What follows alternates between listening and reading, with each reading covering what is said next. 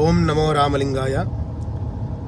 మార్చి మాసం చివరిలో ఏర్పడేటువంటి చతుర్గ్రహ పంచగ్రహ, ఆ తదుపరి మార్చి 29, 30 తేదీల్లో ఏర్పడేటువంటి షడ్గ్రహ కూటమిలపై చాలామందికి అనేక రకమైనటువంటి అపోహాలు ఉన్నాయి. జ్యోతిష్ శాస్త్రం ప్రకారముగా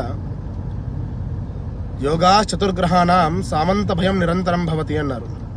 చతుర్గ్రహ కూటమి ఏర్పడినప్పుడు సామంతుల చేత భయం నిరంతరంగా ఉంటుందని, పంచగ్రహ గ్నంథి సమస్త భూపాన్ అంటే పంచగ్రహ కూటమి ఏర్పడితే ఆ ప్రభావం భూమిని పరిపాలించేటువంటి రాజులపైన, ప్రస్తుతం రాజులతో సమమైనటువంటి రాజకీయ నాయకులపైన, షడ్గ్రహ గ్నంథి సమస్త దేశాన్ షడ్గ్రహ కూటమి ఏర్పడినప్పుడు ఆ ప్రభావం సమస్త దేశంపై ఉంటుందని జ్యోతిశాస్త్రంలో చెప్పబడింది.